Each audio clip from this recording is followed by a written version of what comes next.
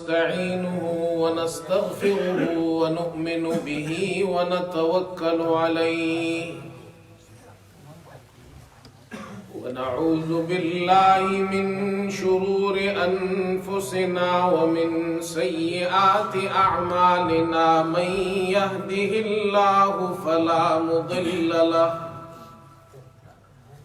ومن يضلله فلا هادي له ونشهد أن لا إله إلا الله وحده لا شريك له ونشهد أن سيدنا وحبيبنا ومولانا محمدا عبده ورسوله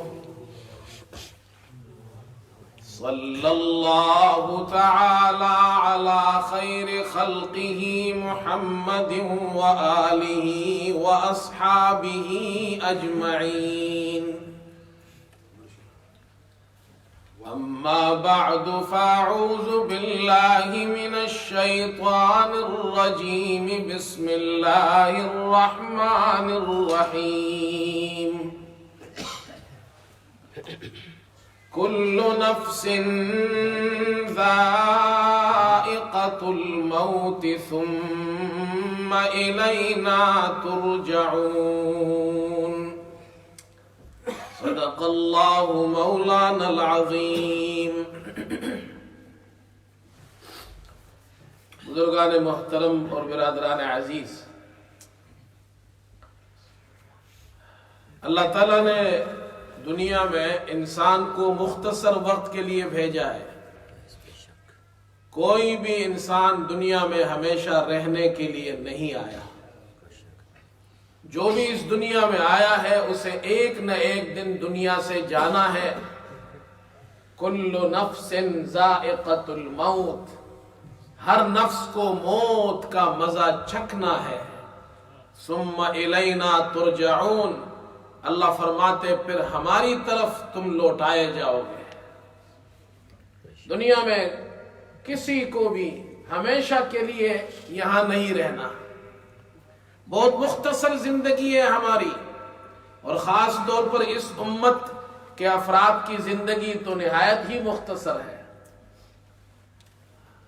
گزشتہ امتیں ایسی گزری ہیں جن میں لوگوں کی عمریں لمبی لمبی ہوتی تھی، 500 سال ان کی عمر ہوتی تھی. حضرت نوح علیہ السلام کے بارے میں اللہ تعالیٰ فرماتے ہیں وَلَقَدْ أَرْسَلْنَا نُوحًا إِلَىٰ قَوْمِهِ فَلَبِثَ فِيهِمْ أَلْفَ سَنَةٍ إِلَّا 50 عَامًا.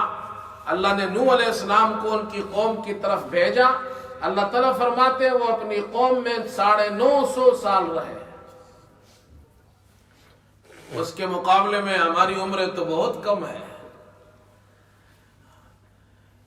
بعض حضرات نے ایک عجیب مثال دی ہے. فرماتے ہیں بچہ جب پیدا ہوتا ہے تو اس کے کان میں اذان دی جاتی ہے، اور جب وہ شخص بڑا ہوتا ہے اور بچہ بڑا ہوتا ہے اس کے بعد فوت ہو جاتا ہے تو اس کی جنازہ پڑھی جاتی ہے.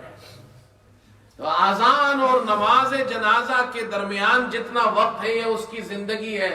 روزانہ اذان ہوتی ہے، اس کے بعد نماز پڑھی جاتی ہے، درمیان میں 15-20 منٹ کا وقفہ ہوتا ہے. اتنی مختصر زندگی اللہ نے انسان کو دی ہے. قیامت کے مقابلے میں یہ زندگی، آخرت کے مقابلے میں دنیا کی عمر بہت مختصر ہے. دنیا میں جو شخص آیا اسے جانا ہے. خوش قسمت انسان وہ ہے جو ایمان کے ساتھ دنیا سے چلا جائے. فرمایا کہ یادداری کے وقت زادن تو، یادداری کے وقت زادن تو، ہم خندہ بدند تو گریا. وہ وقت یاد کرو جب تم دنیا میں آئے تھے، جب تمہاری پیدائش ہوئی تھی تو لوگ ہنس رہے تھے، تمہارے رشتہ دار فیملی والے خوش تھے، ہنس رہے تھے اور تم رو رہے تھے. بچہ جب پیدا ہوتا ہے وہ روتا ہے، اور اس کے ماں باپ اور اس کے فیملی والے وہ خوش ہوتے ہیں، ہنستے ہیں. یادداری کے وقت زادن تو، ہم خندہ بدند تو گریا. آنچو نازی کے وقت مردن تو ہم گریاب بند تو خندا. اب دنیا میں اس طرح اچھے انسان بن کر رہو، اچھے مسلمان بن کر رہو، دنیا سے جاؤ ایمان کی حالت میں جاؤ، اس طرح جاؤ کہ تم جب دنیا سے جا رہے ہو تمہارے فیملی والے رو رہے ہو اور تم ہنس رہے ہو. یہ زندگی اللہ نے مجھے آپ کو دی ہے میرے دوستو، مختصر زندگی، آخرت کی زندگی بنانے کے لیے. جب کسی شخص کا انتقال ہو جاتا ہے تو مسلمانوں کو کیا کرنا چاہیے؟ میت کے کچھ حقوق ہے، تو وہ چند باتیں آپ سے عرض کرنی ہے. ہمارے یہاں جیسے آپ حضرات جانتے ہیں کہ ہمارے جو حاجی میر غلام صاحب ہیں اور بھائی علی اصغر صاحب، علی اکبر بھائی اور گلزار اور اقبال بھائی، ان کی والدہ کا انتقال ہو گیا ہے، تو اور ان کی جنازہ انشاءاللہ جمعے کے بعد ہوگی. تو اس مناسبت سے چند باتیں آپ سے عرض کرنی ہے. جب کسی شخص کا انتقال ہو جائے تو اس میت کے کچھ حقوق ہیں مسلمانوں پر، اور غمی کے اس موقع پر ہمیں کیا کرنا چاہیے، سنت طریقہ کیا ہے. اور بہت سی ایسی چیزیں ہیں، ایسی بدعات ہیں جو ہمارے یہاں عام ہو چکی ہیں، ان سے احتراز کرنا چاہیے. سب سے پہلا حق میت کا حق یہ ہے اس کے رشتہ داروں پر کہ وہ اس کو غسل دے، کفن پہنائے، تجہیز و تکفین جس کو کہتے ہیں، غسل دے. باپ فوت ہو گیا ہے تو اس کے جوان لڑکے ہیں، بھائی ہیں، قریبی رشتہ دار، وہ اس کو غسل دے. ماں فوت ہو گئی ہے تو بچیاں اس کو غسل دے، بیٹیاں اس کو غسل دے، اس کی بہنیں ہیں تو اس کو غسل دے. اس میں شرمانا نہیں چاہیے. کچھ لوگ تو اپنے والد کو بھی غسل دینے سے ڈرتے ہیں. ایک مرتبہ جنازہ آیا، والد کا انتقال ہوا، جوان جوان لڑکے ساتھ ہیں اور وہ غسل دینے کے لیے اندر نہیں جا رہے ہیں، ڈر رہے ہیں. اپنے سگے والد کو غسل دینے سے ڈرنا، اس میں کیا ڈرنا ہے بھائی؟ وہی انسان ہے، اللہ نے روح نکال دی ہے. جو انسان زندگی میں کسی کو کچھ نقصان نہیں پہنچا سکتا تو موت کے بعد کیا پہنچائے گا؟ یہ بہت غلط بات ہے کہ میت کے قریب نہیں جاتے ہیں اور میت کو غسل نہیں دیتے ہیں کہ جی کوئی اور دے گا. نہیں، اپنے رشتہ دار اس کو غسل دے اور کفن پہنائے اسے. اور یہ سیکھنا چاہیے مسلمانوں کو، مردوں کو بھی خواتین کو بھی، غسل کیسے دیتے ہیں، کفن کیسے پہناتے ہیں. کفن کے اندر مردوں کا جو کفن ہے وہ 3 کپڑے ہیں. ایک کو ازار کہتے ہیں، ایک کو لفافہ کہتے ہیں، ایک کو قمیص کہتے ہیں. لفافہ بڑی چادر ہوتی ہے، اس کے بعد دوسری چادر جو ہوتی ہے اس کو ازار کہتے ہیں، وہ اس سے تھوڑی چھوٹی ہوتی ہے. اس کے بعد ایک اور ہے جس کو قمیص کہتے ہیں، درمیان میں سے سوراخ کر کے اس کے گلے میں ڈال دیتے ہیں اور اس کو پہنا دیتے ہیں. اس میں آستینیں نہیں ہوتی ہے. 3 کپڑوں میں مرد کو غسل دے کر کفن پہنایا جاتا ہے. یہ اس کا اعزاز ہے، اس کا اکرام ہے، احترام میت ہے. اور خواتین کو 5 کپڑوں میں کفن دیا جاتا ہے. 3 وہی کپڑے ہیں، 2 ایکسٹرا کپڑے ہیں. ایک اوڑھنی ہے، اس کے سر پر ایک اوڑھنی، ایک کپڑا، ایک چادر اس کے سر پر ڈالی جاتی ہے، اس کے بالوں پر ڈالی جاتی ہے. ایک سینہ بند ہے، 2 ایکسٹرا کپڑے ہیں. علماء نے ایک عجیب بات لکھی ہے، اور یہ بات یہ لکھی ہے کہ وہ زندگی میں ایکسٹرا کپڑوں کے ساتھ باہر نکلتی تھی، اس لیے مرنے کے بعد بھی اس کو ایکسٹرا کپڑے پہنائے جاتے ہیں. اندازہ لگانا چاہیے کہ عورت کے پردے کا کتنا اہتمام ہے. مسلمان عورت ہے، وہ جب باہر نکلتی ہے تو اپنے آپ کو ڈھانپ کر نکلتی ہے، بڑی چادر اوڑھ لیتی ہے، اچھے کپڑے پہنتی ہے، جسم کو ڈھانپتی ہے. مرنے کے بعد بھی اس کو ڈھانپا جاتا ہے، اس کو ایکسٹرا کپڑے پہنائے جاتے ہیں. ہماری بچیوں کو، ہماری بیٹیوں کو سوچنا چاہیے کہ اسلام میں خواتین کے لیے پردہ کتنا اہم ہے، کتنا امپورٹنٹ ہے کہ مرنے کے بعد اس کے کفن میں 2 ایکسٹرا کپڑے رکھے گئے ہیں. پھر یہ بھی غور کیجئے، کفن سفید کپڑا، سب کو ایک ہی کفن میں دفنایا جاتا ہے، ایک ہی کفن پہنایا جاتا ہے. بادشاہ کو بھی وہی کفن پہنایا جا رہا ہے، غریب کو بھی وہی کفن پہنایا جا رہا ہے، اللہ کے پاس جا رہے سب ایک جیسے جا رہے، بادشاہ اور غریب کا فرق کفن کے اندر مٹ گیا۔ حج میں جب جاتے ہیں تو احرام کے اندر بادشاہ ہو یا غریب ہو فقیر ہو دو چادر مرد پہنتے ہیں، خواتین کا احرام تو وہی ہے، جو ان کے کپڑے ہیں وہی چادر ہے جو عام طور پر اوڑھتی ہے، اپنے آپ کو ڈھانپتی ہے۔ اللہ نے فرق مٹا دیا، حج میں بھی اور کفن کے اندر بھی ایک جیسا کفن پہناؤ اپنے مردوں کو، اور سفید اللہ کو پسند ہے، اللہ کے رسول نے پسند فرمایا ہے، اس لیے سفید کفن ان کو پہنایا جاتا ہے۔ تو کفن سے متعلق اور غسل، پہلا حق یہ ہے غسل دیا جائے، کفن پہنایا جائے، اس کے بعد اس کی جنازہ پڑھی جائے۔ میت کو غسل دینے کے بعد کفن پہنانے کے بعد اب مسلمان جمع ہوتے ہیں، اب اس کے لیے دعا کرتے ہیں، ہم اور آپ اس کو نماز جنازہ کہتے ہیں۔ یہ جو نماز جنازہ ہے در حقیقت یہ دعا ہے، صلاۃ علی المیت، میت کے لیے دعا، یہ دعا کرتے ہیں۔ 4 تکبیریں ہیں، اس میں پہلی تکبیر کے بعد اللہ کی ثنا اور پاکی بیان کرتے ہیں، سبحانک اللہم پڑھتے ہیں۔ دوسری تکبیر کے بعد دعا کرتے ہیں، درود شریف پڑھتے ہیں، اللہم صلی علی محمد، اور تیسری تکبیر کے بعد میت کے لیے دعا کرتے ہیں۔ دعا کا یہی پروسیجر ہے۔ ویسے بھی جب ہم دعا کرتے ہیں تو مسنون طریقہ یہ ہے کہ پہلے اللہ کی تعریف کرو، اللہ کی حمد بیان کرو، اس کے بعد درود شریف پڑھو، اس کے بعد پھر دعا کرو۔ یہی طریقہ نماز جنازے کے اندر بھی ہے۔ ہم اس کو نماز جنازہ کہتے ہیں، یہ نماز نہیں ہے، اس میں رکوع بھی نہیں ہے، اس میں سجدہ بھی نہیں ہے، لیکن اجتماعی دعا یہ کی جاتی ہے۔ امام آگے کھڑے ہوتے ہیں، پیچھے مقتدی کھڑے ہوتے ہیں، اللہ سے دعا کرتے ہیں، اے اللہ ہمارا یہ بھائی آپ کے پاس آ رہا ہے، ہماری یہ بہن آپ کے پاس آ رہی ہے، اللہ ان کی مغفرت فرما۔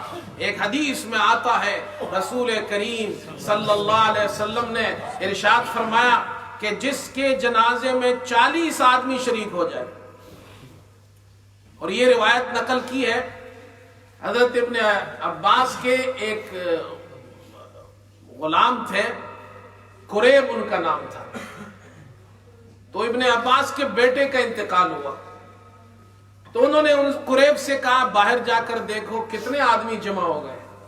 انہوں نے باہر گئے، واپس آئے، کہا جی 40 آدمی جمع ہو گئے۔ انہوں نے پوچھا کیا 40 آدمی کم از کم جمع ہو گئے؟ فرمایا ہاں 40 آدمی جمع ہو گئے۔ فرمایا جنازہ نکالو، جنازہ پڑھو۔ میں نے اللہ کے رسول صلی اللہ علیہ وسلم سے خود یہ سنا ہے کہ جس مسلمان کے جنازے میں 40 مسلمان شریک ہو، ایسے مسلمان جو اللہ کے ساتھ شرک نہ کرتے ہو، اور وہ اس کے لیے دعا کرے جنازے میں، اللہ ان 40 مردوں کی، ان 40 مسلمانوں کی سفارش اور ان کی شفاعت میت کے حق میں قبول فرماتے ہیں۔ یہ جنازہ ہے، جنازہ خود دعا ہے۔ اللہ سے ہم سفارش کرتے ہیں، اللہ سے دعا کرتے ہیں کہ اللہ ہمارا یہ بھائی آ رہا ہے، یہ بہن آ رہی ہے، تو اس کی مغفرت فرما دے۔ اس لیے جنازے کے بعد پھر دعا نہیں ہے، جنازہ ہو گیا تو دعا ہو گئی، اللہم اغفر لحینا و میتنا و شاہدنا، یہ دعا آپ نے کی تو دعا ہو گئی۔ اب دعا کے بعد پھر دعا کا کیا مطلب؟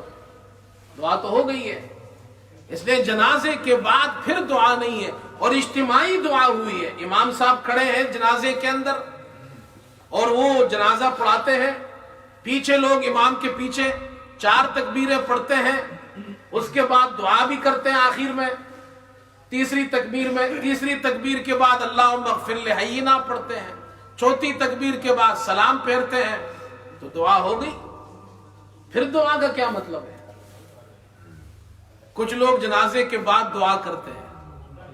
دیکھو بھائی، ہمارا کسی سے کوئی جھگڑا نہیں ہے، جو کرتے ہیں ہم ان کو روک تو نہیں سکتے، نہ زور زبردستی ہماری کسی پہ چلتی ہے، ہم تو صرف مسئلہ بیان کر سکتے ہیں اور دلیل کے ساتھ بات کرتے ہیں، دلیل کے ساتھ بات سنتے ہیں۔ مسلمان کے لیے سب سے بڑی دلیل قرآن ہے، سنت ہے، اللہ کے نبی صلی اللہ علیہ وسلم کی سیرت طیبہ ہے۔ آپ صلی اللہ علیہ وسلم نے کیسے جنازہ پڑھایا، آپ صلی اللہ علیہ وسلم کے زمانے میں جنازے ہوتے تھے، خلفائے راشدین کے زمانے میں ہوتے تھے، صحابہ اکرام کے زمانے میں ہوتے تھے. وہ کیسے جنازے پڑھتے تھے؟ جنازہ ہو گیا پھر دعا نہیں ہے. آپ کسی بھی حدیث کی کتاب میں دیکھ لیں، فقہ کی کتاب میں دیکھ لیں، نماز جنازے کا طریقہ آپ کو ملے گا، لیکن نماز جنازے کے بعد دعا ہے ایسا کوئی طریقہ آپ کو کسی کتاب میں نہیں ملے گا. فقہ کی کتاب اٹھا لے، آپ کو نہیں ملے گی. ایسی کوئی بات نہیں ملے گی کہ جنازے کے بعد پھر دعا کا کیا طریقہ ہے. جو لوگ کرتے ہیں، ایک بات میں عرض کر دوں، کچھ لوگ یہ دلیل پیش کرتے ہیں، ایک حدیث ہے ابو داؤد میں روایت ہے، رسول کریم صلی اللہ علیہ وسلم نے ارشاد فرمایا اذا صلیتم علی المیت فاخلصوا له الدعاء. جب تم میت کی جنازہ پڑھو، اذا صلیتم علی المیت، جب تم میت کی جنازہ پڑھو، فاخلصوا له الدعاء، تو اس کے لیے خلوص کے ساتھ دعا کرو. جب تم میت کی جنازہ پڑھو اس کے لیے خلوص کے ساتھ دعا کرو. اب وہ کہتے ہیں دیکھو اذا صلیتم علی المیت یہ شرط ہے، فاخلصوا له الدعاء یہ جزا ہے. اب وہ ترجمہ یوں کرتے ہیں جب تم میت کی جنازہ پڑھ لو تو پھر خلوص کے ساتھ دعا کرو. اس لیے کہ وہ کہتے ہیں شرط اور جزا، یہ ٹیکنیکل باتیں ہیں، جو عربی نحو جانتے ہیں وہ سمجھتے ہیں. وہ کہتے ہیں شرط و جزا کے اندر تغایر ہوتا ہے. تو جب تم جنازہ پڑھ لو پھر دعا کرو، لہذا جنازے کے بعد دعا ہوگی. اس کا جواب سنیے. یہ ایک علمی بات ہے لیکن میں عرض کر دیتا ہوں. جیسے میں نے عرض کیا ہمارا کسی سے کوئی جھگڑا تو ہے نہیں، ہمیں تو بات سمجھانی ہے اور حدیث کا کیا مطلب ہے وہ سمجھانا ہے. عربی نحو کے اندر جو شرط و جزا میں تغایر ہے کبھی کلی ہوتا ہے، کلی طور پر تغایر ہوتا ہے. جب تم یہ کام کر لو تو اس کے بعد یہ کام کرو. کبھی جزوی طور پر تغایر ہوتا ہے، یہاں بھی تغایر موجود ہے. جب تم جنازہ پڑھو تو میت کے لیے خلوص کے ساتھ دعا کرو، اس میں تغایر ہے شرط جزا میں. اس لیے کہ تغایر اس لیے ہے کہ جنازہ جب پڑھی جاتی ہے تو جنازے کے اندر کچھ کام ایسے ہیں جن کو افعال کہتے ہیں. ہاتھ اٹھاتے ہیں اللہ اکبر، سلام پھیرتے ہیں، کھڑے ہوتے ہیں، یہ افعال ہے. کچھ اقوال ہے، سبحانک اللہم پڑھتے ہیں، درود پڑھتے ہیں. کچھ چیزیں افعال ہے، کچھ چیزیں اقوال ہے.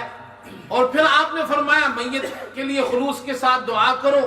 تو جنازے میں کچھ افعال ہے، کچھ اقوال ہے اور کچھ چیزیں ایسی ہیں جو دعا ہے. تو تغایر ہو گیا، یہ جزوی تغایر ہے. ایک بات یہ ہے، یہ نحوی جواب کہ تغایر شرط و جزا میں ہوتا ہے. دوسری بات یہ ہے کہ اگر یہ مان لیا جائے کہ شرط و جزا میں ہمیشہ تغایر ہوتا ہے تو پھر تو قرآن پاک میں اللہ تعالیٰ فرماتے فَإِذَا قَرَأْتَ الْقُرْآنَ فَاسْتَعِذْ بِاللَّهِ مِنَ الشَّيْطَانِ الرَّجِيمِ.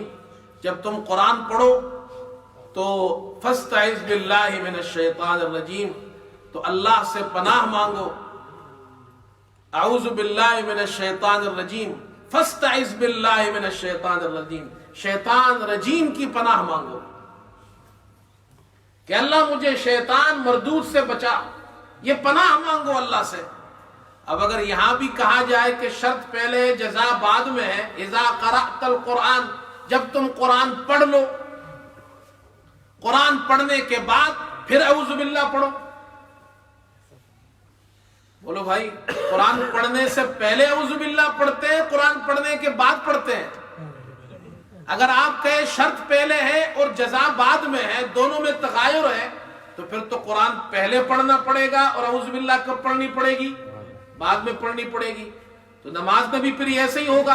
امام صاحب اعوذ باللہ کے بجائے پہلے تو قرآن شروع کریں گے، سورہ فاتحہ بھی پڑھیں گے، سورت بھی پڑھیں گے، رکوع میں جانے سے پہلے پڑھیں گے اعوذ باللہ من الشیطان الرجیم. ایسا کبھی ہوا ہے؟ ایسا ضروری نہیں ہے شرط کے بعد جزا ہو. یہاں بھی معنی یہ ہے جب تم جنازہ پڑھو تو جنازے کے اندر جو دعا ہے وہ دعا میت کے لیے خلوص کے ساتھ کرو. جنازے کے اندر دعا موجود ہے، اس دعا کے بارے میں کہا جا رہا ہے کہ وہ دعا خلوص کے ساتھ کرو. ایک بات. دوسری بات، صحابہ اکرام کے سامنے یہ حدیث موجود تھی، انہوں نے یہ معنی تو نہیں سمجھا کہ جنازہ پہلے پڑھو دعا بعد میں کرو. وہ تو ہم سے اچھی عربی جانتے تھے، ان کی عربی تو زیادہ فصیح تھی ہم سے، انہوں نے یہ معنی نہیں سمجھا. اسی لیے محدثین نے بھی یہی معنی کیا ہے کہ جب تم جنازہ پڑھو تو جنازے کے اندر جو دعا ہے وہ دعا خلوص کے ساتھ میت کے لیے کرو. امام ابو حنیفہ رحمۃ اللہ علیہ اسی لیے فرماتے ہیں کہ جنازے کے اندر قرآن کا پڑھنا نہیں ہے، اس لیے کہ جنازہ دعا ہے، خلوص کے ساتھ دعا کرو. یہ امام صاحب کی دلیل ہے. اور ایک تیسری بات یہ بھی سمجھ لیجئے، قرآن کریم کی ایک آیت سے یہ معلوم ہوتا ہے کہ جنازے کے بعد پھر دعا نہیں ہے اجتماعی. اللہ تعالیٰ نے رسول کریم صلی اللہ علیہ وسلم کو منافقین کی جنازہ پڑھانے سے منع فرمایا، اور وہاں دو باتیں ارشاد فرمائی. فرمایا وَلَا تُصَلِّ عَلَىٰ أَحَدٍ مِّنْهُمْ مَاتَ أَبَدًا وَلَا تَقُمْ عَلَىٰ قَبْرِهِ.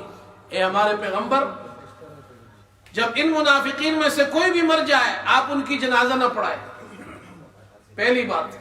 دوسری بات وَلَا تَقُمْ عَلَىٰ قَبْرِهِ، آپ ان کے قبر پر بھی نہ ٹھہریں، یعنی دعا کرنے کے لیے. اس لیے کہ قبر میں جب میت کو دفن کیا جائے پھر دعا کر سکتے ہیں آپ وہاں قبر پر بھی ان کے لیے دعا کے لیے نہ ٹھہرے. یہاں جنازے کا ذکر کیا، جنازہ نہ پڑھائے، ان کی قبر پر بھی دعا نہ کرے. اگر جنازے کے بعد دعا ہوتی تو اللہ اس سے بھی منع فرماتے.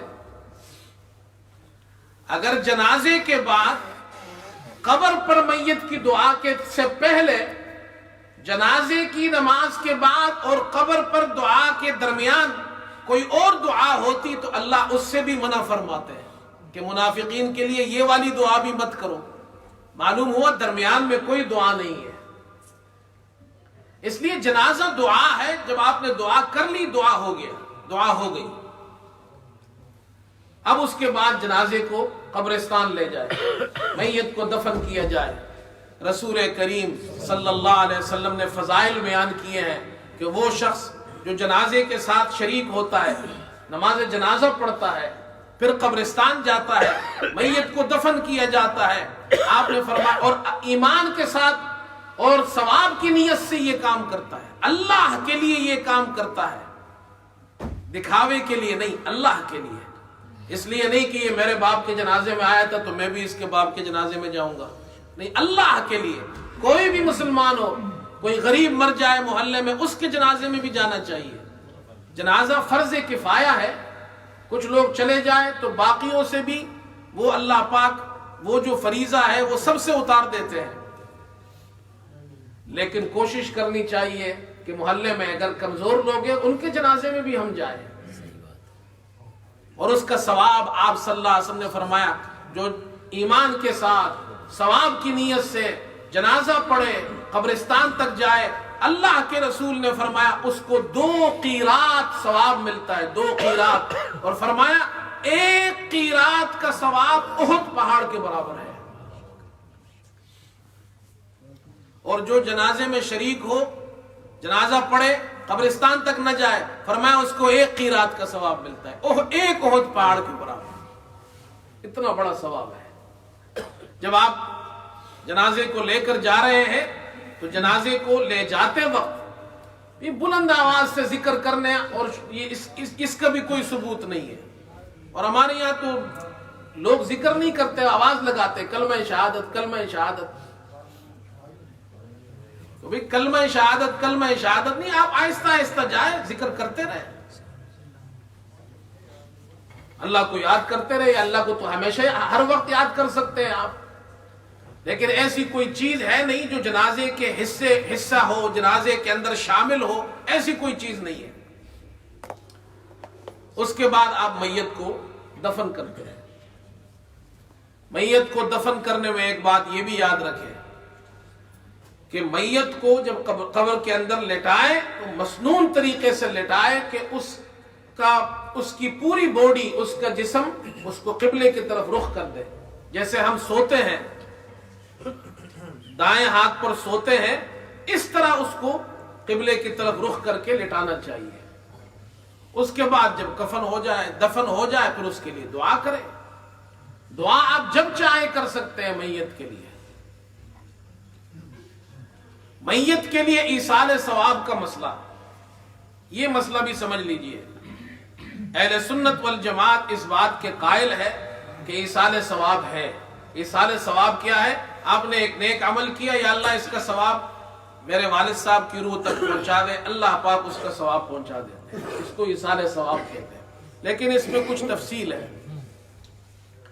پہلی بات تو یہ سمجھے، کچھ لوگ ایسے ہیں جو ایصال ثواب کے منکر ہیں، منکرین حدیث، وہ ایصال ثواب کو مانتے ہی نہیں ہیں۔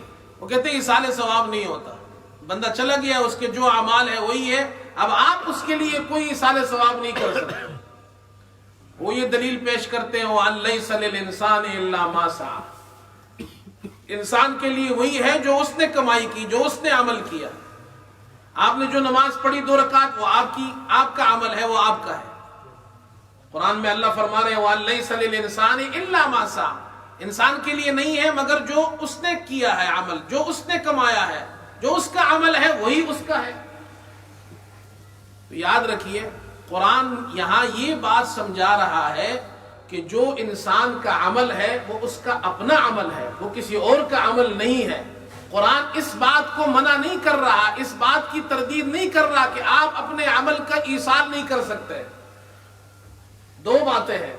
مثال کے طور پر آپ نے محنت کی، کام کیا، پیسے کمائے، 100 پاؤنڈ کما کر جیب میں رکھ لیے، یہ 100 پاؤنڈ کس کے ہیں؟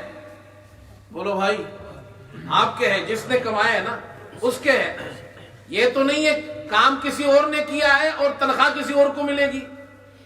لیکن آپ نے اپنے 100 پاؤنڈ جیب میں رکھنے کے بعد اس میں سے 10 پاؤنڈ ایک کو دے دیے بیٹے کو، 10 پاؤنڈ بیٹی کو دے دیے، 50 پاؤنڈ بیوی کو دے دیے۔ دے سکتے نہیں دے سکتے؟ دے سکتے۔ یہی مسئلہ ہے۔ اللہ فرما رہے جو عمل کرتا ہے وہ عمل اسی کا ہوتا ہے، لیکن وہ آگے دے سکتا ہے، اس سے قرآن منع نہیں کر رہا۔ یہ 2 باتیں ہیں۔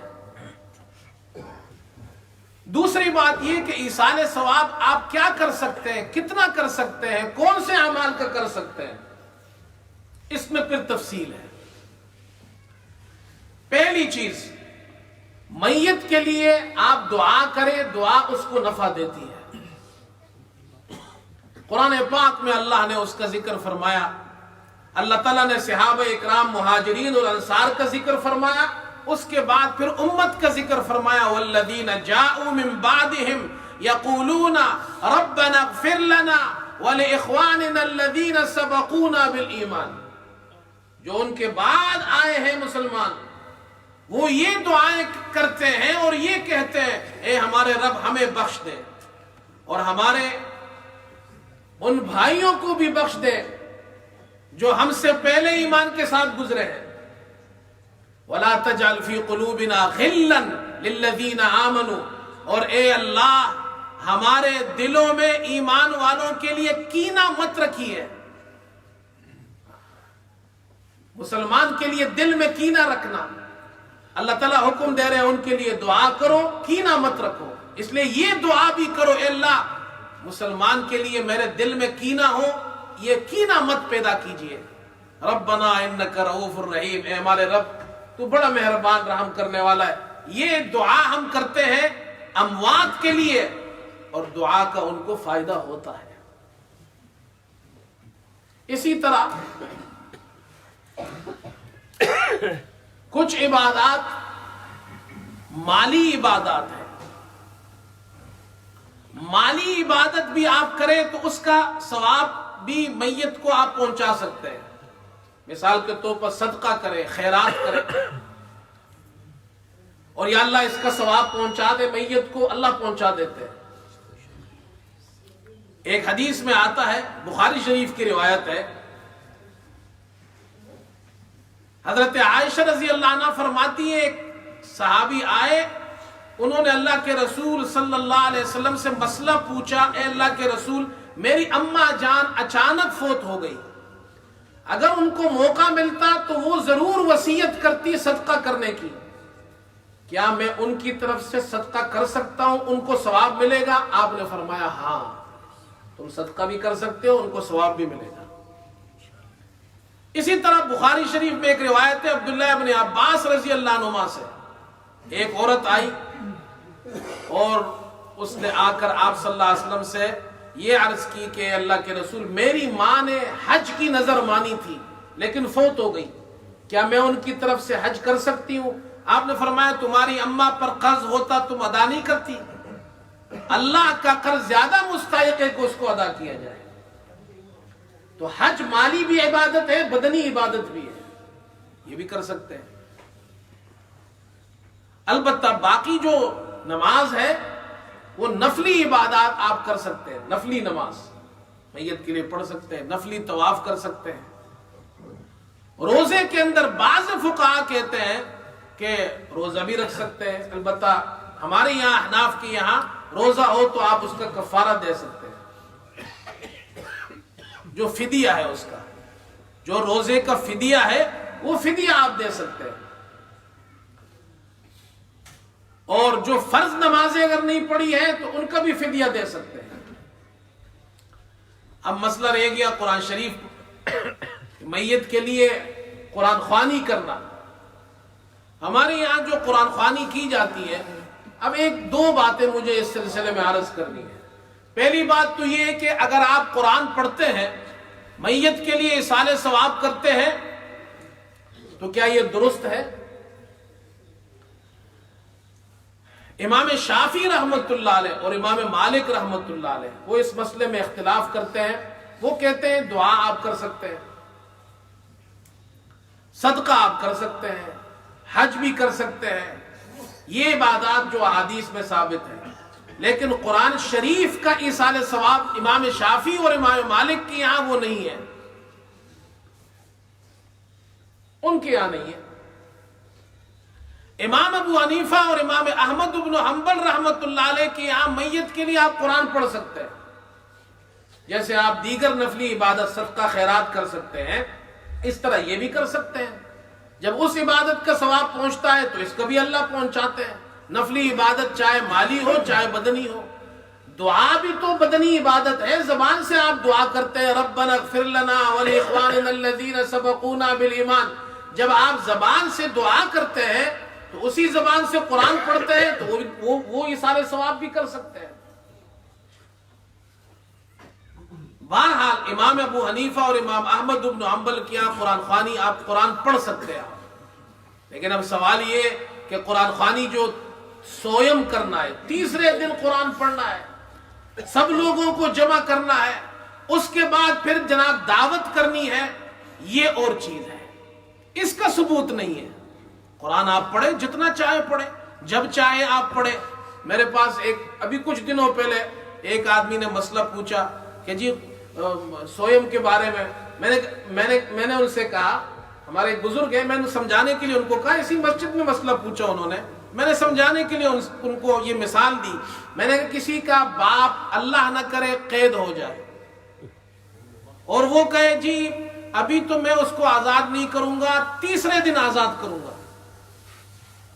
بولو بھائی، کسی کا باپ قید ہو جائے اور وہ کہے جی میں آج نہیں آزاد کرتا، کب کروں گا؟ تیسرے دن کروں گا۔ دنیا میں ایسا کوئی بیٹا دیکھا ہے آپ نے؟ وہ تو اسی دن سے کوشش شروع کرے گا۔ میں کہا عجیب آدمی ہے، آپ ابا جان کے لیے قرآن کیوں پڑھ رہے ہیں؟ کہ اگر ابا جان کی غلطیاں ہوں تو اللہ معاف کر دے، اللہ پاک ان کو اجر دے، ان کو ثواب دے، اور ان کی سختیاں تکلیفیں دور ہوں، اس لیے کر رہے ہیں۔ تو باپ کا انتقال ہو گیا، کہتے نہیں کوئی بات نہیں ہے، 3 دن تک جو ہونا ہے ہوتا رہے، فرشتے جو کرتے رہے ان کے ساتھ، ہم تو 3 دن بعد قرآن خوانی کریں گے۔ عقل بھی نہیں مانتی اس بات کو۔ پھر بات یہ اجتماعی قرآن خوانی کا بھی کوئی ثبوت نہیں ہے۔ آپ گھر میں قرآن پڑھیں، سب سے اچھا قرآن یہ خود پڑھیں، اور بعض لوگ تو جناب پیسے پر دے کر لوگوں کو بلاتے ہیں، ان سے قرآن خوانی کرواتے ہیں، وہ کون سی قرآن خوانی ہوگی؟ قرآن خوانی منع نہیں ہے، آپ جتنا پڑھیں قرآن، ایصال ثواب کریں، لیکن یہ جو چیزیں ہم نے ایڈیشن کی ہے یہ اپنی طرف سے ہم نے کی ہے۔ پھر اس کے بعد دعوت کرنا، ہمارے یہاں لوگ خیرات کہتے ہیں اس کو، اور دعوت کہتے ہیں جی دعوت۔ دعوت اسلام کے اندر خوشی کے موقع پر ہوتی ہے، غمی کے موقع پر کوئی دعوت اسلام میں نہیں۔ بعض صحابہ سے یہ منقول ہے احادیث کے اندر کہ میت کے گھر کے کھانے کو ہم نیاحت سمجھتے تھے۔ نیاحہ جو جاہلیت کے زمانے میں نوحہ ہوتا تھا اور خواتین جمع ہوتی تھی اور روتی تھی اور وہ کھانا کھاتی تھی، ہم اسلام میں اس کو نیاحہ سمجھتے تھے۔ میت کے گھر کھانا کہاں سے آ گیا؟ کھانا تو خوشی میں ہوتا ہے، کسی کا بچہ پیدا ہو اس کو عقیقہ کہتے ہیں، کسی کی شادی ہو اس کھانے کو ولیمہ کہتے ہیں۔ میت کے کھانے کا کیا نام ہے؟ بولو بھائی، کوئی نام ہے؟ اگر ہوتا تو اسلام میں اس کا نام ہوتا، بلکہ اس کا تو الٹ ہے اسلام میں۔ حضرت جعفر رضی اللہ تعالیٰ عنہ، یہ حضرت علی کے بھائی ہے، رسول کریم صلی اللہ علیہ وسلم کے چچزاد بھائی ہے حضرت جعفر، جن کو جعفر طیار کہتے ہیں۔ جعفر طیار ابو طالب کے بیٹے ہیں، اور یہ پہلی ہجرت میں حبشے بھی گئے تھے۔ یہ وہی صحابی ہے جس نے حبشے کے بادشاہ نجاشی کے سامنے اسلام کو مذہب اسلام کی تعریف کی تھی اور تقریر کی تھی ایک، جس سے نجاشی بڑا متاثر ہوا، سورہ مریم کی آیتیں پڑھی تھی۔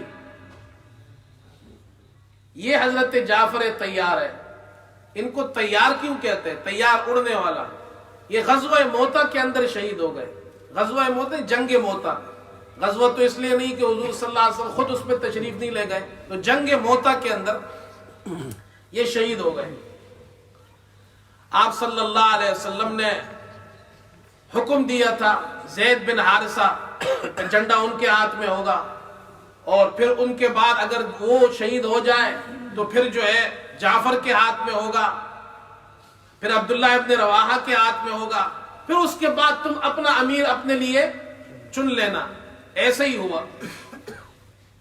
زید بن حارثہ کا ان کو شہید ہو گئے، اس کے بعد پھر حضرت جعفر شہید ہو گئے، اور ایسے شہید ہوئے ان کے دونوں ہاتھ کاٹ دیے گئے، دونوں ہاتھ، جھنڈے کی حفاظت کرتے رہے، دونوں ہاتھ کٹ گئے۔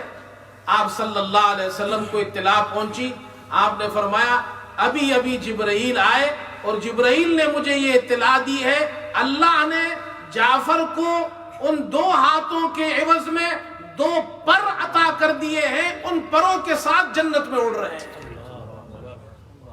نام پڑ گیا جعفر طیار۔ جب یہ جعفر طیار کا انتقال ہوا، آپ صلی اللہ علیہ وسلم نے اپنے گھر والوں سے فرمایا کہ تم جعفر کے گھر والوں کے لیے کھانا پکاؤ، اس لیے کہ ان کے اوپر یہ تکلیف آئی ہے، وہ غم میں ہے، اب تم ان کے لیے کھانا پکاؤ۔ حکم یہ ہے جن کا انتقال ہو جائے آپ کھانا لے جائیں ان کے لیے۔ ہمارے یہاں تو الٹا ہو رہا ہے، بجائے اس کے کہ ہم ان کے لیے کھانا لے جائیں ان سے کھانا کھاتے ہیں۔ یہ ٹائم کیا ہو رہا ہے ذرا بتائیں۔ ہمارے یہاں تو الٹا ہو رہا ہے، ان سے کھانا کھا رہے ہیں۔ آپ صلی اللہ علیہ وسلم تو فرما رہے ہیں ان کو کھانا کھلاؤ۔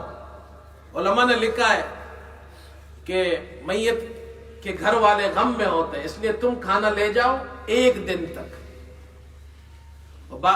بعض حضرات فرماتے 3 دن تک، تعزیت کے 3 دن ہیں، تو ان 3 دنوں میں ان کے لیے کھانا لے جاؤ، ان کے ساتھ بیٹھو، اور تم بھی کھاؤ ان کو بھی کھلاؤ، تاکہ وہ تمہارے ساتھ بیٹھ کر کچھ کھا لے۔ غم میں آدمی کھا نہیں سکتا ہے۔ کتنی عجیب بات ہے، ایک آدمی کا باپ فوت ہو گیا، وہ رو رہا اور لوگ اس سے کھانا کھا رہے ہو۔ نہیں، ہاں جو مہمان باہر سے آئے ہیں اور میت کے رشتہ دار گھر میں کھانا پکا کر میت کے گھر لے آئے ہیں، اب جو باہر سے آنے والے مہمان ہیں ان کو وہ کھانا کھلاتے ہیں، ٹھیک ہے۔ میت کے گھر والوں کو پھر کھانا کھلائے، آپ ان کے رشتہ دار آئے ان کو آپ کھانا کھلائے، یہ طریقہ اسلام نے بتایا ہے۔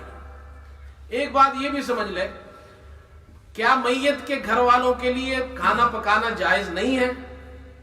تو عام طور پر تو ہمارے یہاں یہی ہوتا ہے کہ کسی کا انتقال ہو جائے تو ہم ان کے لیے کھانا لے جاتے ہیں، لوگ ان کے لیے رشتہ دار لے جاتے ہیں، لیکن شرعاً ان کے لیے گھر میں بعض لوگ سمجھتے ہیں چولہا جناب جلانا اور روٹی پکانا یہ منع ہے، ایسی بات نہیں ہے۔ آٹا بھی حلال ہے، ویسے بھی پاکستان میں آٹا کم مل رہا ہے، یہ بھی ایک مسئلہ، وہ دعا کرے اللہ پاک وہاں بھی آسانی پیدا فرمائے. تو آٹا بھی حلال ہے، روٹی بھی حلال ہے، چولہا بھی حلال ہے، گیس کا بل آپ دیتے ہیں حلال ہی ہے.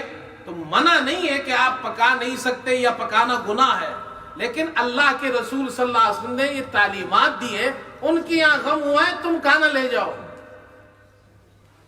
تو جن کے یہاں انتقال ہو جائے ان کے یہاں آپ کھانا لے جائیں، ان کے ساتھ ہمدردی کریں، ان کو صبر کی تلقین کریں اور ان کے لیے دعا بھی کریں. تو میت جب فوت ہو جائے جنازہ پڑھے، جنازے کے بعد پھر ان کے مہمانوں کے لیے ان کے گھر آپ کھانا لے جائیں. یہ ہے صحیح طریقہ.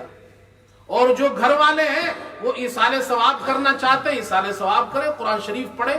لیکن یہ سویم ہے اور چیلم ہے اور برسی ہے اور جمعرات ہے، یہ مین میڈ چیزیں ہیں، یہ مین میڈ ہے. اللہ اور اللہ کے رسول نے نہیں بتائی یہ چیزیں. آپ کہیں گے جی کرنے میں کیا حرج ہے؟ تو کرنے میں اس لیے حرج ہے کہ آپ اس کو عبادت سمجھ کر رہے ہیں. آپ یہ سمجھ کر رہے ہیں کہ اس کے کرنے سے ثواب ہوتا ہے اور یہ ثواب میرے والد کو پہنچتا ہے، میری والدہ کو پہنچتا ہے. اور ثواب کی چیزوں میں، عبادت کی چیزوں میں آپ کے پاس کوئی آپشن نہیں کہ آپ اپنی مرضی چلائیں. کسی کے پاس کوئی آپشن نہیں.